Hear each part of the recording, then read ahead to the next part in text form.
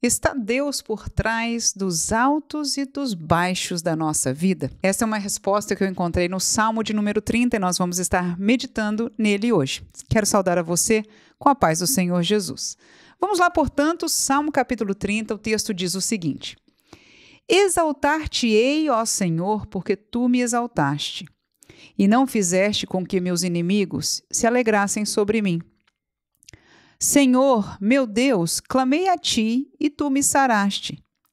Senhor, fizeste subir a minha alma da sepultura, conservaste-me a vida para que não descesse ao abismo. Cantai ao Senhor, vós que sois seus santos, e celebrai a memória da sua santidade. Porque a sua ira dura só um momento, no seu favor está a vida. O choro pode durar uma noite, mas a alegria vem pela manhã. Eu dizia na minha prosperidade: não vacilarei jamais. Tu, Senhor, pelo teu favor, fizeste forte a minha montanha. Tu encobriste o teu rosto e fiquei perturbado. A ti, Senhor, clamei e ao Senhor supliquei. Que proveito há no meu sangue quando desço a cova? Porventura te louvará o pó? Anunciará ele a tua verdade? Ouve, Senhor, e tem piedade de mim, Senhor. Sê o meu auxílio. Tornaste meu pranto em folguedo, tiraste o meu cilício e me cingiste de alegria, para que a minha glória te cante louvores e não se cale. Senhor, Deus meu, eu te louvarei para sempre. Amém. Estamos com este Salmo de número 30, e quando eu lia este Salmo hoje, eu me lembrei de uma figura que o meu pastor de vez em quando nos mostrava. E quando eu ouvia ele falar esta colocação, eu sempre trouxe essa analogia bem próximo da minha vida e a guardei, no meu coração, porque ela se cumpriu algumas vezes na minha vida. Qual foi essa analogia? Ele disse que a vida do crente, na verdade, a vida de todos os seres humanos, mas particularmente vamos falar com os crentes, é como uma roda de um carro, cujo aro às vezes está apontado para cima e aquela posição, porque é uma roda, ele vai girar e algumas vezes ela vai se encontrar para baixo. A mesma roda, o mesmo aro, que um dia está para cima, um dia estará para baixo. E quando eu li este salmo, me fez lembrar isso por este versículo tão conhecido nosso, que nós gostamos de mencionar, que o choro pode durar uma noite, mas a alegria vem pela manhã.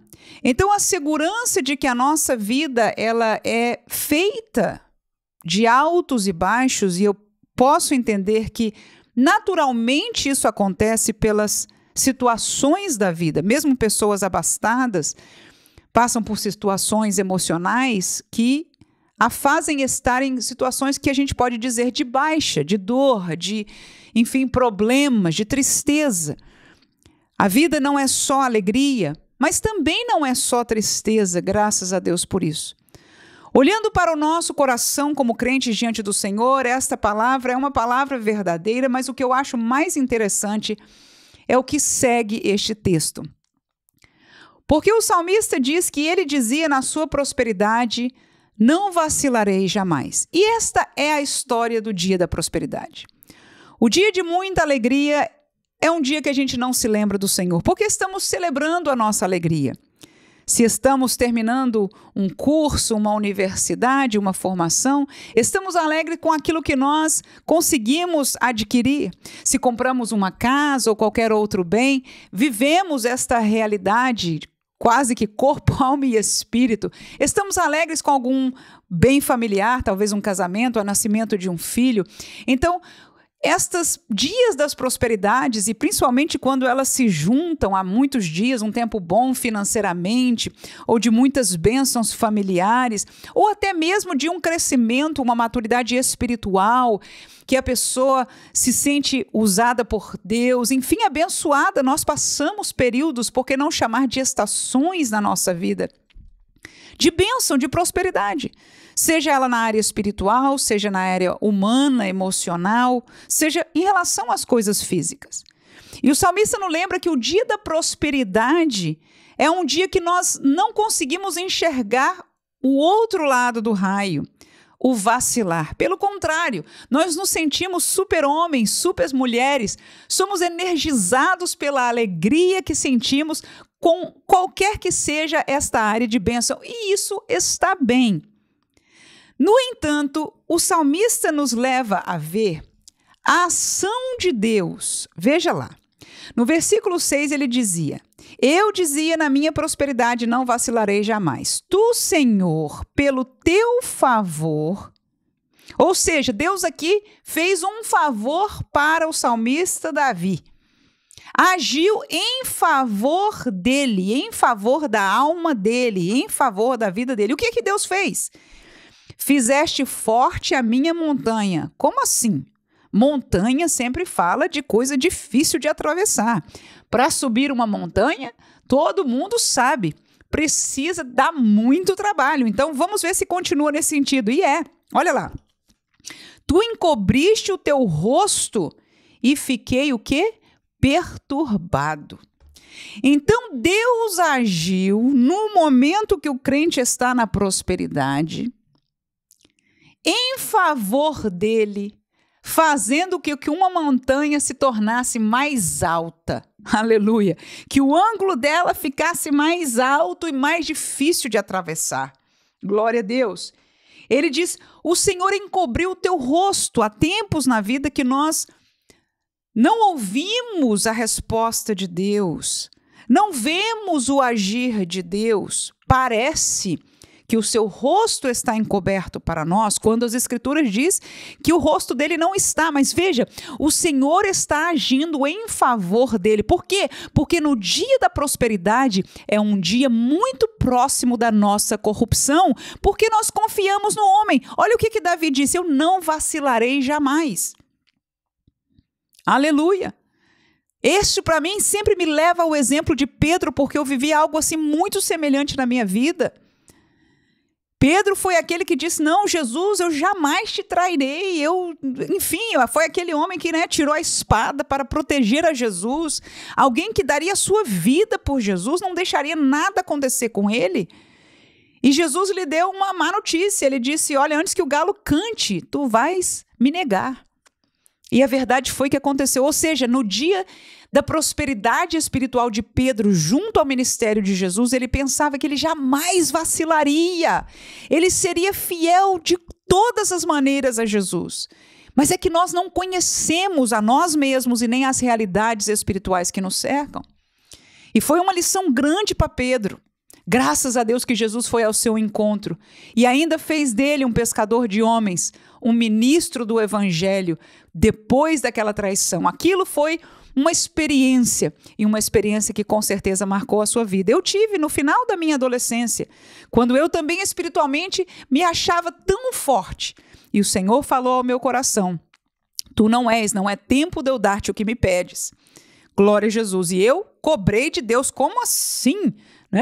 E aí logo depois eu vacilei. Eu me encontrei numa situação de vergonha, fazendo coisas que eu jamais pensaria fazer. Graças a Deus não foi nada tão ruim, mas para mim foi o suficiente de entender que eu não podia ter a minha confiança em mim. Aleluia. Foi uma experiência como Pedro de entender que no dia da prosperidade nós dizemos não vacilaremos, mas quem somos nós para dizer que não vacilaremos? Então o Senhor, pela sua misericórdia, como diz o texto, pelo seu favor, ele provoca o dia mau, aleluias. Nem todos os dias maus vêm do diabo.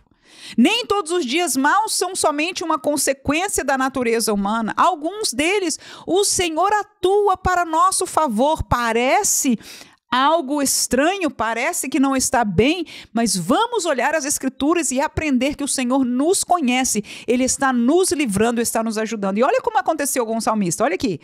Então, o Senhor encobriu o seu rosto, e ele ficou o quê? Perturbado. Então, no dia da adversidade, no dia mau, no dia que nós não estamos gozando de prosperidade, seja em qualquer área, espiritual, financeira, familiar, seja qual for ela, nós ficamos perturbados. Mas o que é que o salmista fez estando perturbado? É o que ele diz no versículo 8 ao 10. Ele diz, a ti, Senhor, clamei.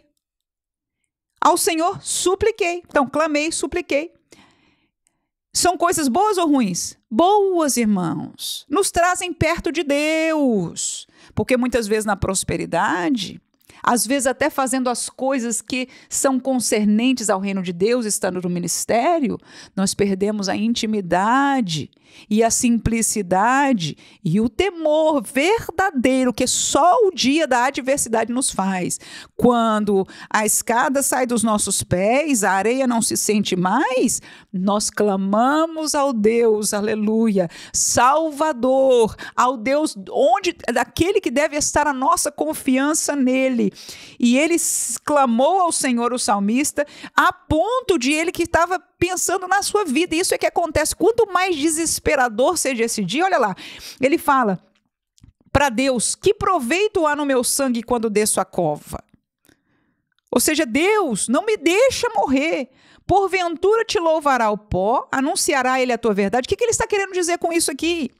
É de que se eu for para a sepultura, eu não vou poder mais te louvar, eu não vou poder mais anunciar a tua verdade. O que isso quer dizer para nós? Nós estamos, em outras palavras, dizendo: Senhor, me tira dessa que eu vou te louvar, aleluia. Me tira dessa que eu vou anunciar a tua verdade, eu vou voltar a ser fiel. Você pode lembrar agora, eu fui rapidamente lá a Jonas, na barriga daquele grande peixe.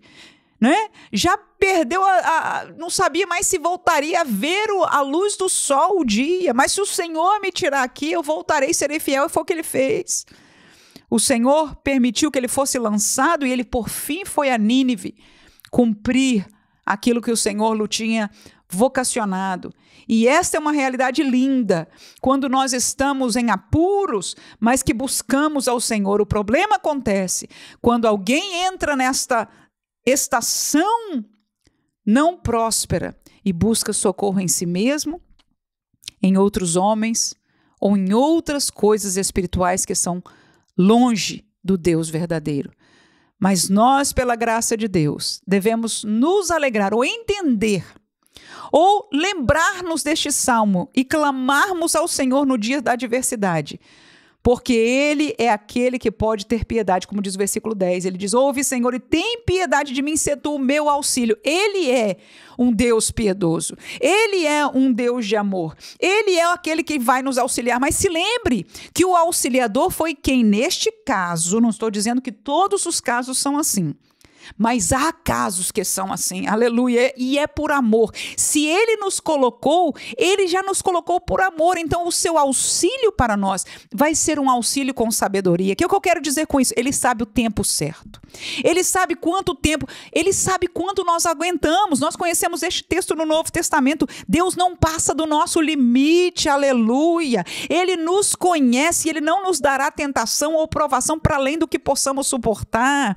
E esta provação nos vai dar uma aprovação com Deus, nos vai trazer frutos beneficiais para as nossas vidas e para aqueles que estão ao nosso redor. Queremos então ser ministros, queremos então ser missionários, queremos ser homens e mulheres de Deus, que possamos passar pela prova, que possamos passar pelo dia mau, dependendo do Senhor, para nos moldar e nos levantar servos que entendem que jamais podem bater no peito e dizer: eu não vacilarei.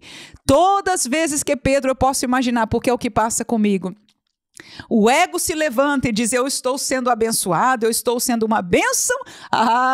Eu me lembro, eu não sou nada, Senhor, sem a tua misericórdia. Guarda-me, Senhor, auxilia-me pela tua misericórdia. E este é o ensino que nós temos para o nosso coração neste dia, de que a vida do crente é feita de altos e baixos. E nem sempre estes baixos são um azar, ou pior ainda, porque isso não existe. Aleluia. Nem sempre são armadilhas diabólicas, ou maldade, ou trabalho do maligno contra as nossas vidas. Não. Algumas vezes pode até ser, até porque o maligno não tem poder contra nós, que nós somos servos de Deus. Aleluia. Mas há dificuldades, há tentações, há problemas naturais, mas alguns deles, como aprendemos hoje, são permissão do Senhor. Que Deus nos dê sabedoria, temor, humildade na sua presença e sempre entender que Ele sempre será um Pai de amor e um Pai que nos auxilia. Que Deus abençoe a cada um de nós para que sigamos firme na sua presença para a glória do seu nome. Amém.